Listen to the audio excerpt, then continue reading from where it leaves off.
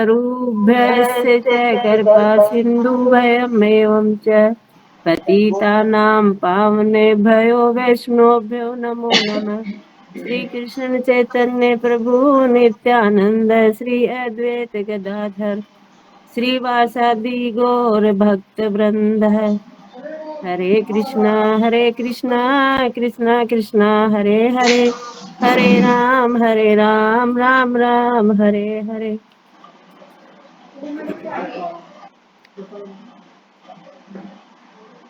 यथार्थ रूप गीत श्रीमद् भगवतम गीता दिव्य ज्ञान श्लोक संख्या 41। योग संन्यास कर्मणाम ज्ञान संचिन संशयम आत्मवंतम न कर्माणि निबधन्ति धनंजय। हरे कृष्णा माता जी। कोई पढ़ रहा है? हरे हरे कृष्णा। कृष्णा। हरे कृष्णा माता जी। श्रीमद् भगवत गीता यथारूप अध्याय 4 दिव्य ज्ञान श्लोक संख्या 41। योग संन्यास्य कर्माणं ज्ञानं संजय शयन समय आत्मवन्तं न कर्माणि निर्बन्धन्ति धनंजय। हरे कृष्णा माता जी।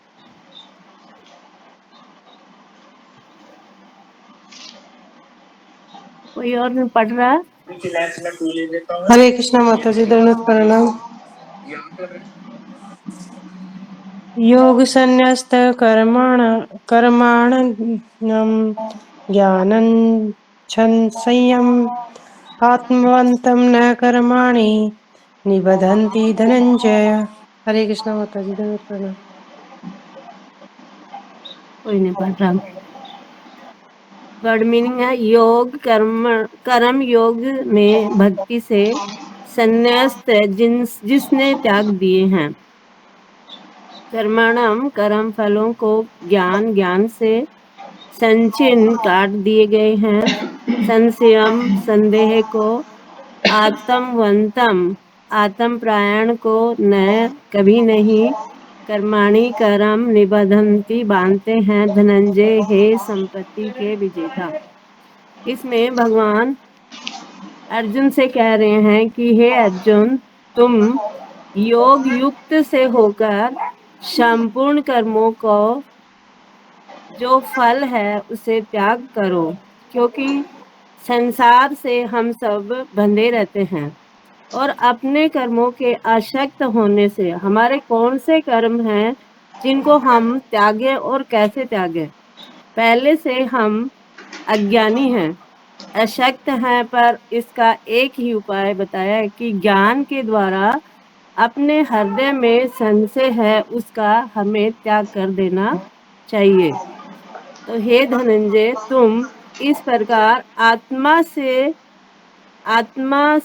यानी आत्म संशय आत्मा में स्थित होकर समस्त प्रकार के कर्म बंधनों से युक्त हो जाओगे। इस प्रकार हमें चाहिए कि हम जो भी कर्म करते हैं वह सब भगवान को समर्पित कर दें। जैसे कि इसका एक छोटा सा उदाहरण है, जैसे कोई चाबी है उसे हम एक तरफ घुमाएंगे तो लॉक खुल जाएगा और दूसरी तरफ घुमाएंगे तो ताला बंद हो जाएगा। दोनों दिशाओं की प्रक्रिया जो है वो एक जैसी है, बल भी एक जैसा है, परंतु उसकी दिशा अलग अलग होने से हम मुक्त होकर भी बंधन में बंध जाते हैं।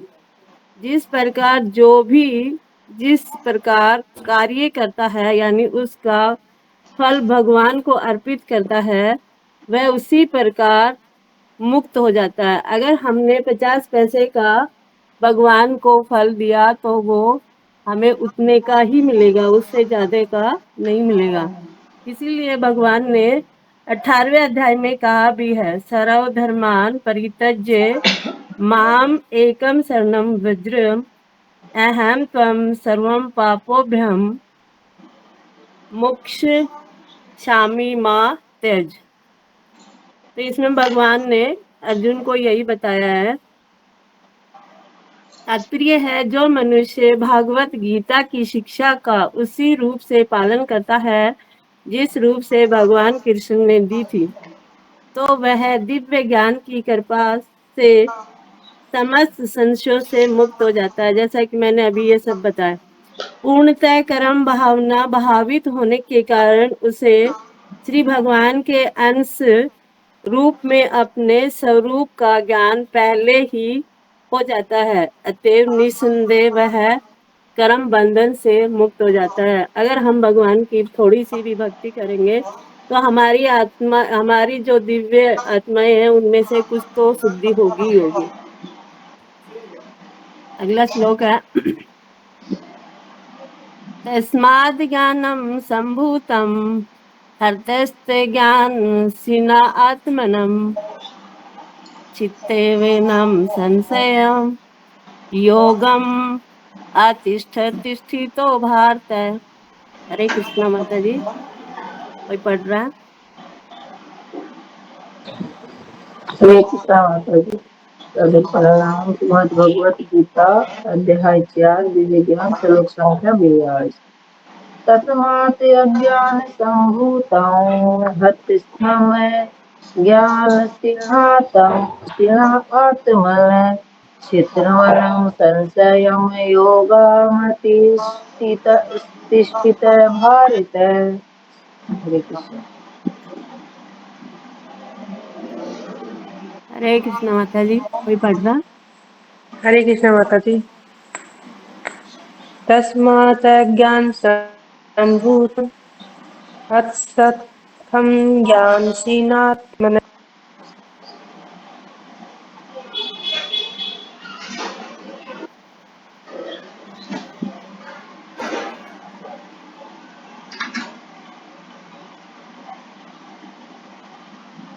शब्दार्थ पढ़े। तस्मात् अतः अज्ञान संभूतम, अज्ञान से उत्पन्न, हृदय में स्थित ज्ञान रूपी असीना शस्त्र से आत्मनम सौ के छित्वा काटकर एनम इस संशय को योगम योग में अतिष्ठित स्थित हो उत्तिष्ठ युद्ध करने के लिए उठो भारत, हे भारतवंशी।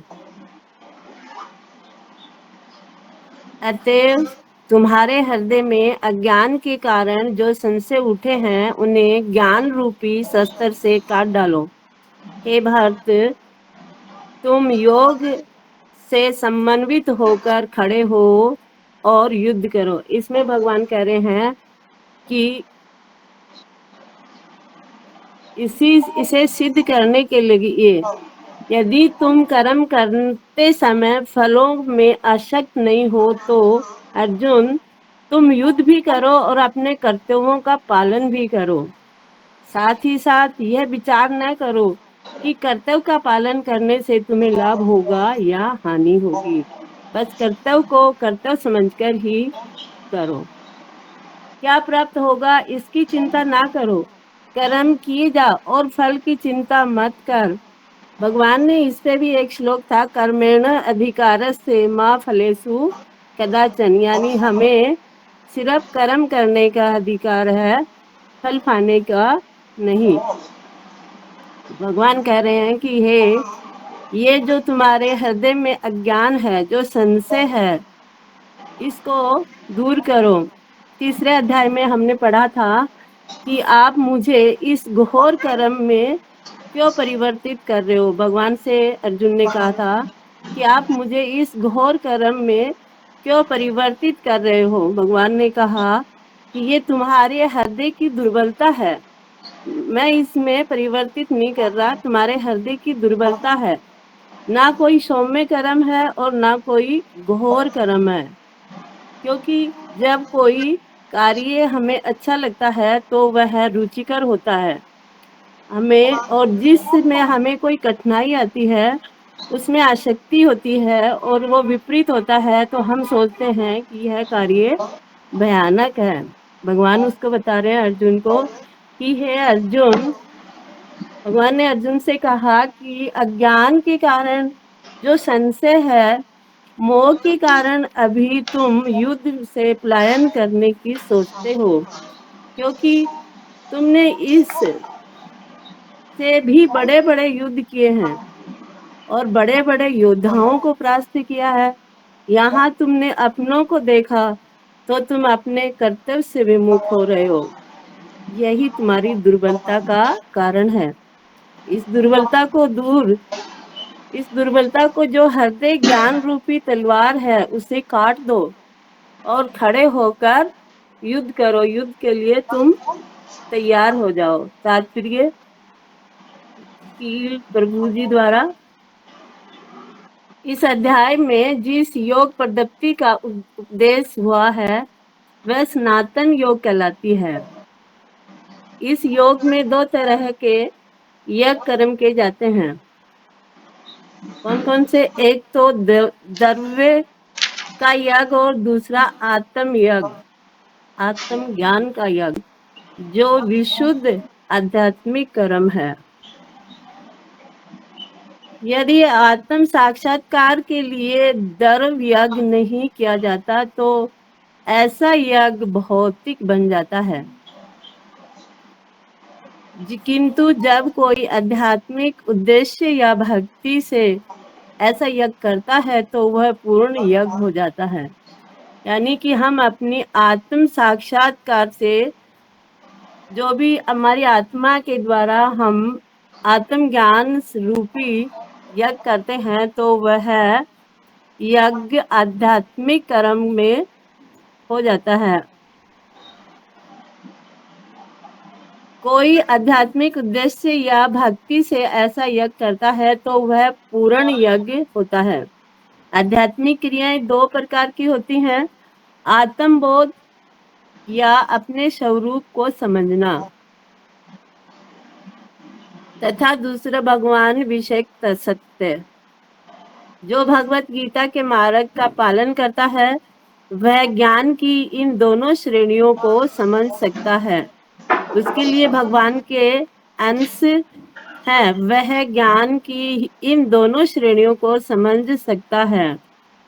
उसके लिए भगवान के अंश स्वरूप आत्मज्ञान को प्राप्त करने में कोई कठिनाई नहीं होती। यानी हम दोनों प्रकार की श्रेणियों को समझ लेंगे और तो हमें आत्मज्ञान को प्राप्त करने के लिए कोई परेशानी नहीं होगी। ऐसा ज्ञान ऐसा लाभप्रद है क्योंकि ऐसा व्यक्ति भगवान के दिव्य कार्यकलापों को समझ सकता है। कि जो भगवान के लिए इन बातों को समझ जाता है तो वह दिव्य कार्यकलापों को भी आसानी से समझ लेता है।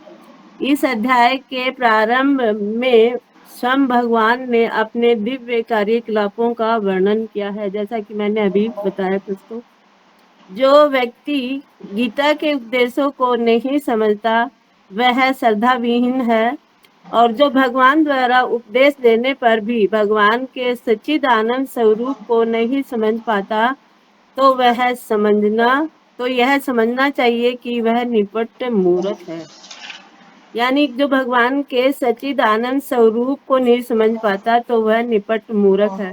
इसमें बार बार हृदय संबंधी बताया गया है कि हृदय, और कुछ इंसान बोलते हैं ना कि भाई प्रभु जी तो हृदय से समझने के लिए कह रहे हैं और सब बुद्धि से बोलते हैं, दिमाग से चलो।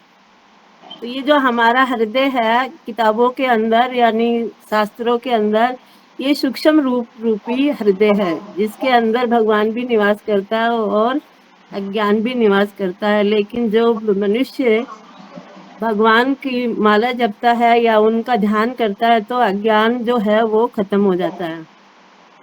कृष्ण भावना अमृत के सिद्धांतों को स्वीकार करके अज्ञान को दूर किया जा सकता है।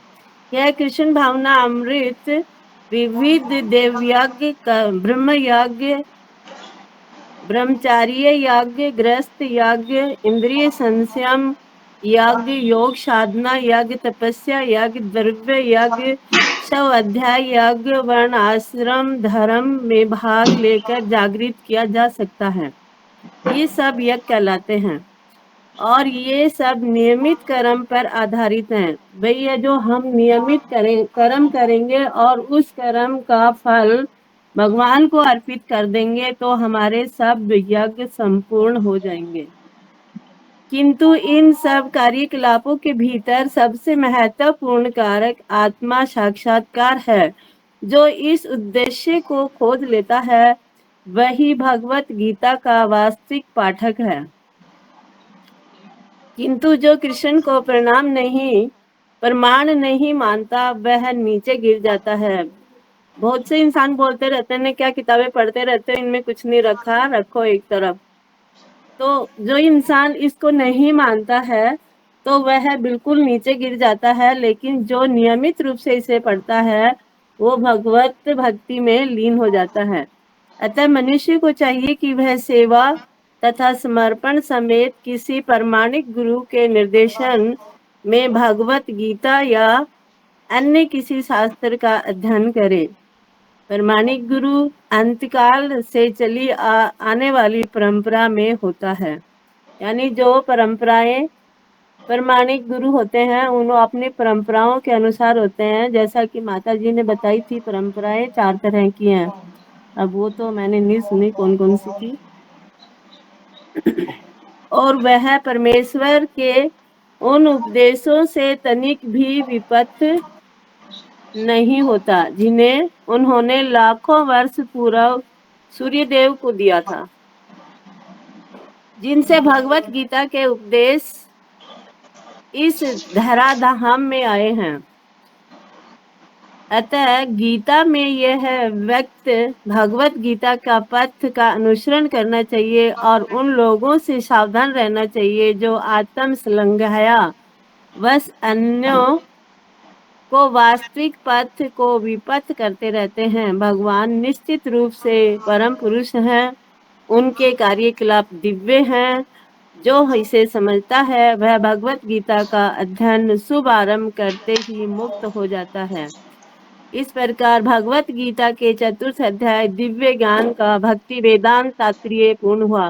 मेरे को बहुत अच्छा आज लेसन दिया। कविता माता जी को दंडवत प्रणाम, सादर प्रणाम। मेरे को आज इतना अच्छा लेसन पढ़ने को मिला। माता जी कोई गलती हो गई हो नहीं नहीं तो नहीं, मुझे क्षमा करना। हरे मेरे कृष्णा को माता जी, इतना बहुत बहुत ध्यान नहीं धन्यवाद आपका। क्योंकि बहुत देर एक से बार दिया सब था। अनम्यूट करके माता जी का धन्यवाद करेंगे हरे कृष्ण महामंत्र बोल के। हरे बहुत हरे कृष्णा हरे कृष्णा कृष्णा कृष्णा कृष्णा हरे कृष्णा हरे, हरे हरे हरे राम हरे राम राम हरे राम राम राम हरे हरे हरे। हरे। हरे कृष्णा माता जी, धन्यवाद प्रणाम। कोई गलती बहुत नहीं है, बहुत आपने धन्यवाद इसको माता अच्छे से जी आपका। समझाने का प्रयास किया, तो बहुत बहुत धन्यवाद आपका। ऐसे ही धीरे धीरे जो है आप और अच्छे से समझा पाएंगे इसको। तो आज का जो श्लोक है 41वां श्लोक है कि जो व्यक्ति अपने कर्म फलों का परित्याग करते हुए भक्ति करता है ना, जो भी कर्म फल यानी कोई भी कर्म की जो भी फल की इच्छा नहीं करता, यानी कर्म कर रहा है सिर्फ भगवान के लिए कर रहा है, उसको अपने लिए कुछ नहीं चाहिए, वो इन चीजों का परित्याग करता है कि जो कर दिया सो ठीक है, अभी ये नहीं सोचता कि मुझे इसका क्या फल मिलेगा बाद में। और जिसके संशय अब दिव्य ज्ञान द्वारा विनष्ट हो चुके हैं, जिसका जो भी संदेह है, कुछ शंकाएं हैं, वो सब इस दिव्य ज्ञान द्वारा, ये आध्यात्मिक ज्ञान के द्वारा, भगवान से संबंधित जो ज्ञान है इसके द्वारा उसके सारे संशय मिट चुके हैं, सारी शंकाएं उसकी मिट चुकी हैं।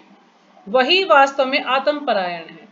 तो वही वास्तव में आत्म परायण, उसे ही जो है आत्मा का पूरा ज्ञान है कि मैं कौन हूं और मेरा भगवान के साथ क्या संबंध है।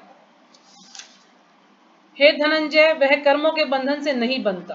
तो ऐसा व्यक्ति कभी भी कर्मों के बंधन में नहीं बनता, क्योंकि उसे पूरा ज्ञान हो गया ना कि वास्तव में मैं कौन हूं और मेरा क्या कार्य है और मेरा भगवान के साथ क्या संबंध है, उसे अच्छी तरह से पूरा ज्ञान है।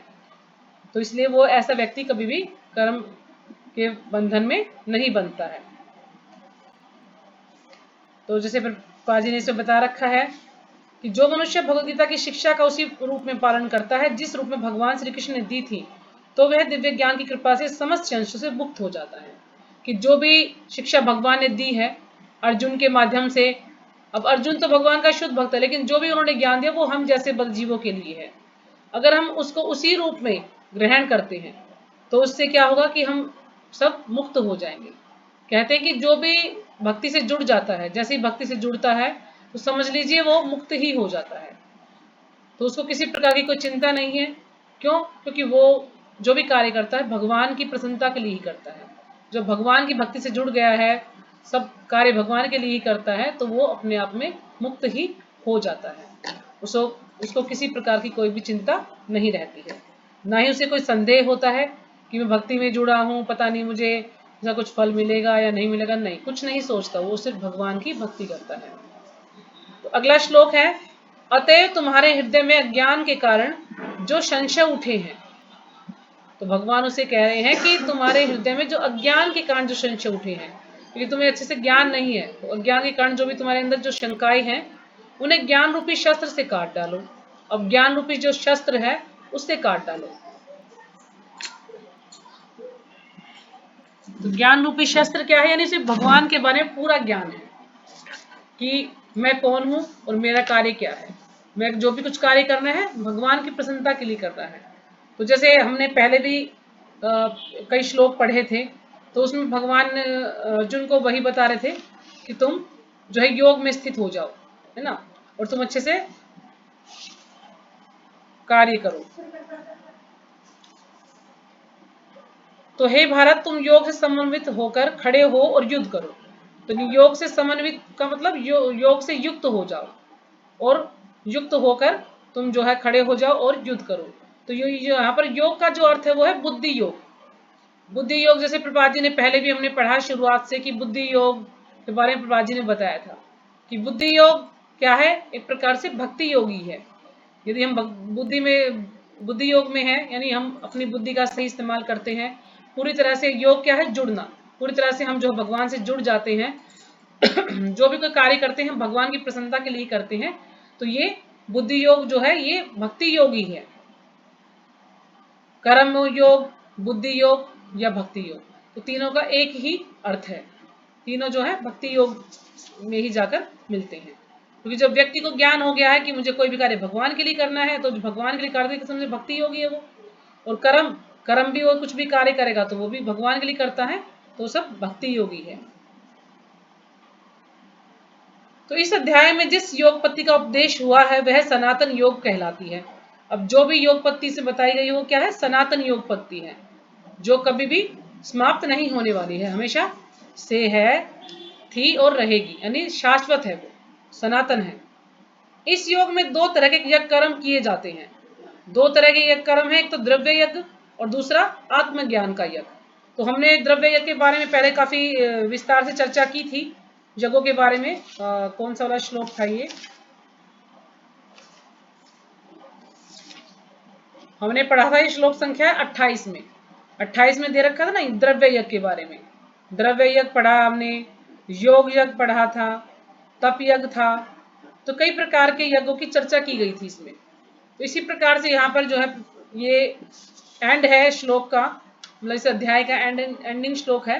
तो इसमें द्रव्य यज्ञ के बारे में फिर से एक बार प्रभुपाद जी चर्चा कर रहे हैं कि योग में दो तरह के यज्ञ कर्म किए जाते हैं। एक तो द्रव्य यज्ञ, द्रव्य यज्ञ का अर्थ है यानी कुछ भी दान करना या कुछ भी प्राप्त करने के लिए हमें कुछ कोई चीज चाहिए, किस चीज की इच्छा या धन चाहिए या कोई और सुविधा चाहिए, तो कुछ भी प्राप्त करना, तो ये है द्रव्य यज्ञ। और दूसरा है आत्मज्ञान, आत्मज्ञान यज्ञ, यानी आत्मा का ज्ञान, पूरी तरह से उसे ज्ञान हो जाए कि मैं कौन हूं और मेरा जो है धर्म क्या है, भगवान के साथ मेरा क्या संबंध है। तो ये जो है आत्मज्ञान यज्ञ है, जो विशुद्ध आध्यात्मिक कर्म है। जो कि विशुद्ध आध्यात्मिक कर्म है, यानी जो आध्यात्मिक कर्म है उससे भी ऊपर, यानी शुद्ध। एक तो होता है जैसे सत्व गुण, और एक बोल देते हैं विशुद्ध सत्व गुण, यानी तीनों गुणों से ऊपर।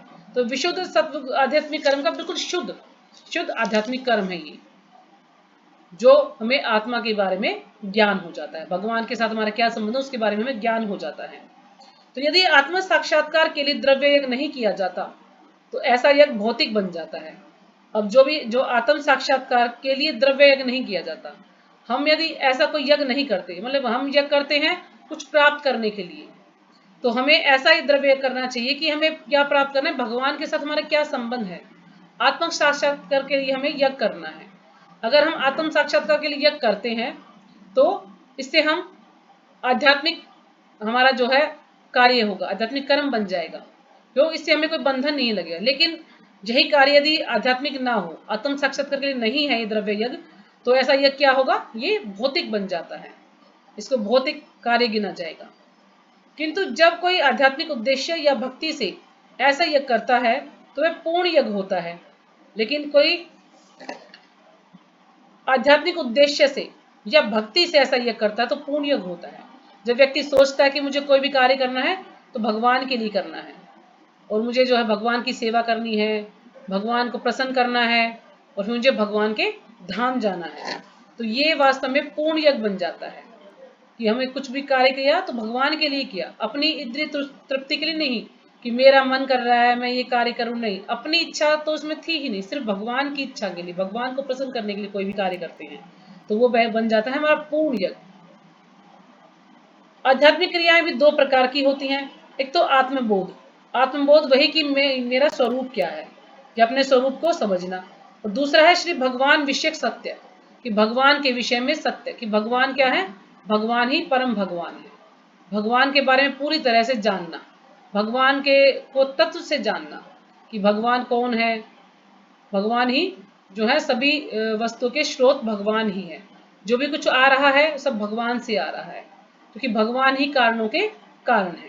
तो ये सब कुछ हमें ज्ञान होना चाहिए। तो इस प्रकार से दो आध्यात्मिक क्रियाएं हैं, एक तो आत्मा के बारे में जानना, दूसरा भगवान विषय, भगवान के विषय में जानना। जो भगवद गीता के मार्ग का पालन करता है वह ज्ञान की इन दोनों श्रेणियों को समझ सकता है। जो भगवद गीता के मार्ग का पालन करता है, अगर हम भगवद गीता को पढ़ते हैं, अच्छे से उसको समझते हैं और उसको ग्रहण करते हैं अच्छे से, यानी उसको वो क्या बोलते हैं, एम्प्लाई, क्या, मुझे समझ नहीं आ रहा, वो वर्ड समझ नहीं आ रहा यानी उसको हम ग्रहण करते हैं, यही इसका अर्थ है। यानी एक तो ज्ञान है कि हमने ज्ञान लिया, दूसरा विज्ञान, यानी उसको हम अपने जीवन में उतारते हैं, उसको अच्छी तरह से हम अप्लाई करते उसको हैं, फॉलो करते हैं। अप्लाई करते हैं। हाँ जी, अप्लाई मतलब वो समझ नहीं आ रहा मुझे, भूल रही थी मैं, तो उसको अच्छे से समझते हैं हम। तो ये है जो भी इसमें बताया है, कहाँ पे थे हम, जो भगवद गीता के मार्ग का पालन करता है इन दोनों श्रेणी को समझ सकता है अच्छे से, यानी जो भी भगवान ने जो भी ज्ञान दिया है उसको अच्छे से समझना है कि इसका अर्थ क्या है, इसको अच्छे से ग्रहण करना है। उसके लिए भगवान के अंश स्वरूप आत्मज्ञान को प्राप्त करने में कोई कठिनाई नहीं होती। तो उस व्यक्ति के लिए भगवान के अंश स्वरूप आत्मज्ञान को प्राप्त करने में कोई भी कठिनाई नहीं होगी, जो भगवद गीता को अच्छी प्रकार से समझ जाएगा। भगवद गीता में इतना गूढ़ रहस्य है, अगर उसको अच्छे समझ लेते हैं तो उसे कोई भी परेशानी नहीं होगी।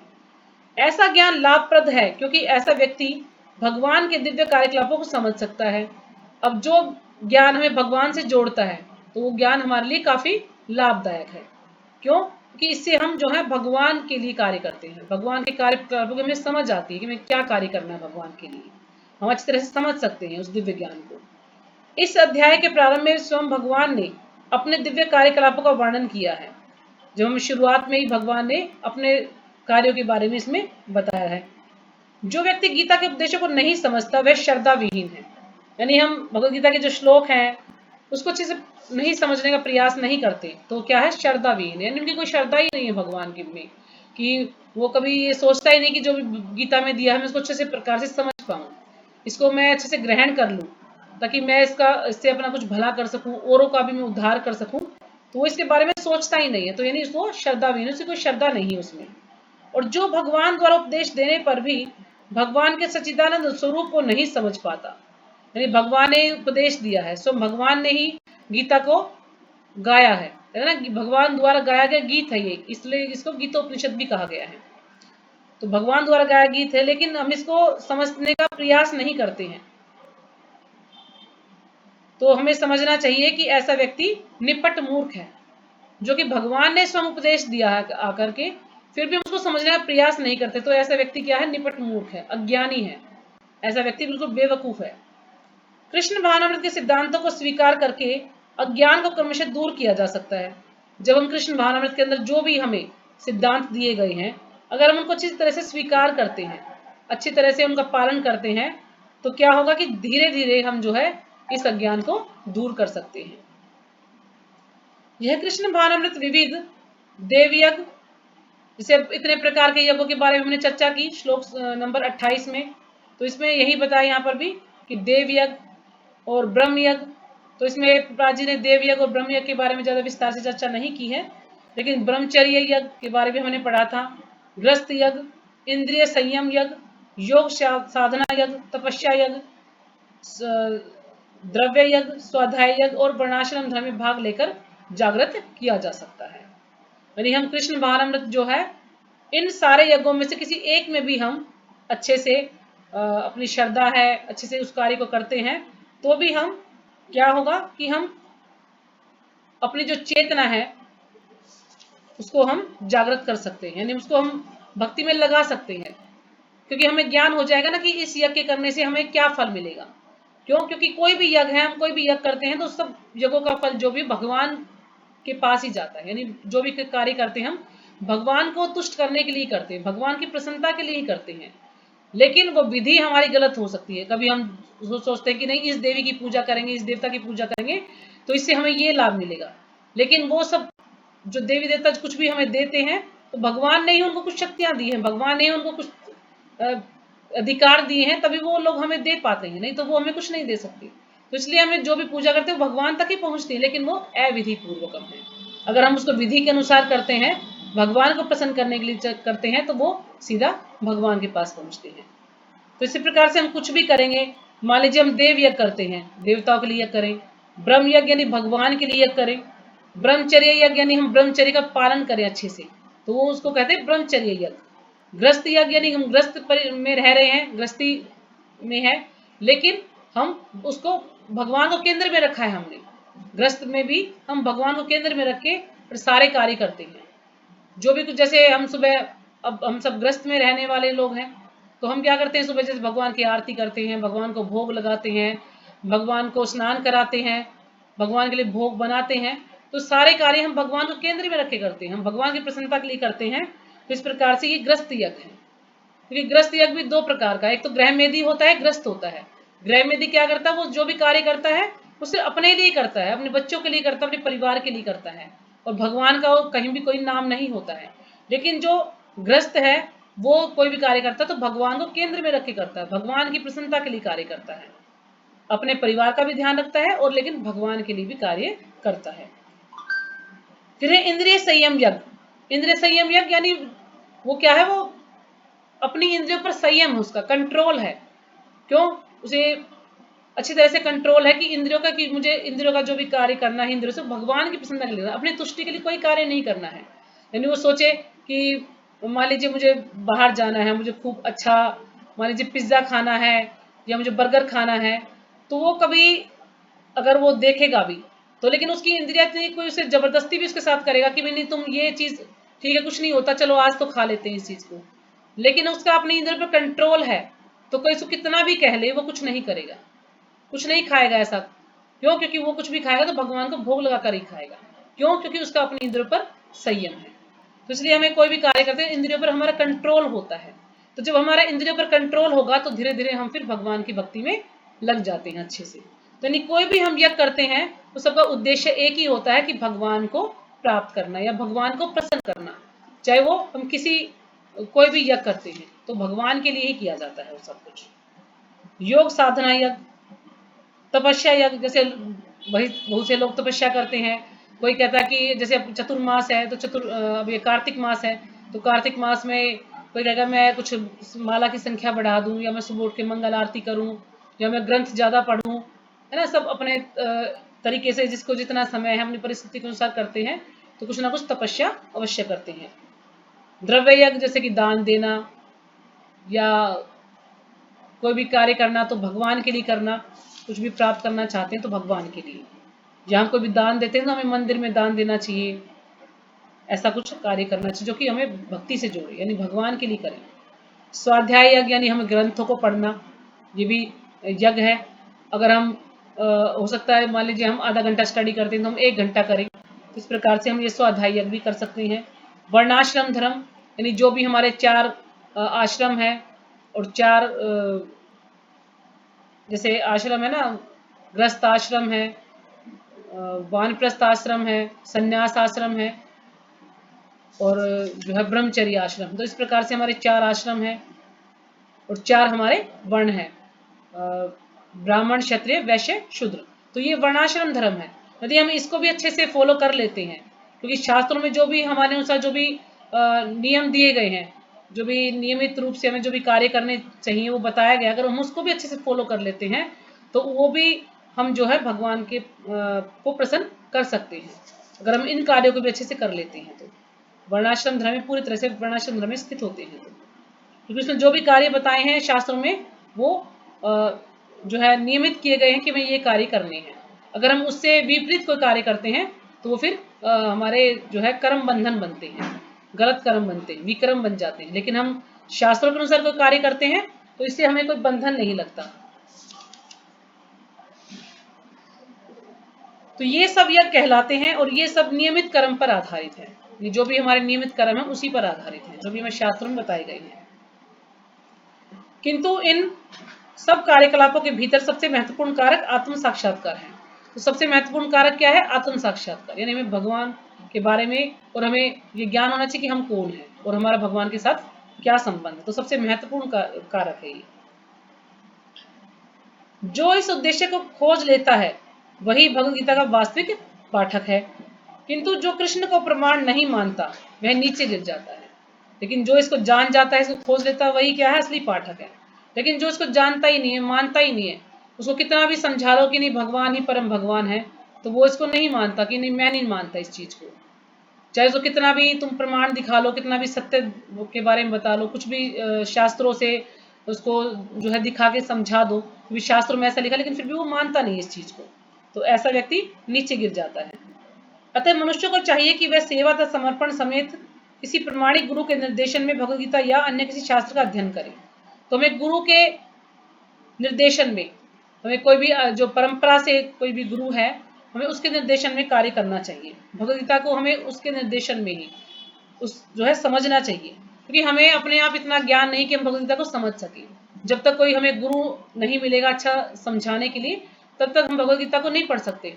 हमारे पास सारी किताबें हैं, अगर हम चाहे तो पढ़ सकते हैं घर में, लेकिन हम पढ़ेंगे तो हमें कुछ भी समझ नहीं आएगा जब तक कोई हमें समझाने वाला नहीं होगा। तो ये सब कौन करता है? गुरु। तो प्रमाणिक गुरु अनंत काल से चली आ रही परंपरा में होता है। अब हमने जब भगवद गीता के शुरू में कितने सारे गुरु की संख्या दी गई है, क्योंकि सब परंपरा से चली आ रहे हैं। पहले कौन से गुरु थे, फिर बाद में कौन से, इस प्रकार से जो प्रपात जी उनका 32वें नंबर पर उनका नाम आता है, प्रपात जी का। और वह परमेश्वर के उपदेशों से तनिक भी विपद नहीं होता। अगर वो इस गुरु परंपरा से जो भी गुरु है उनके निर्देशन में कार्य करता है, गीता को समझने का प्रयास करता है, तो वो कभी भी विपद नहीं होता है। जिन्हें उन्होंने लाखों वर्ष पूर्व सूर्य देव को दिया था और जिनसे भगवद गीता के उपदेश इस धराधाम में आए।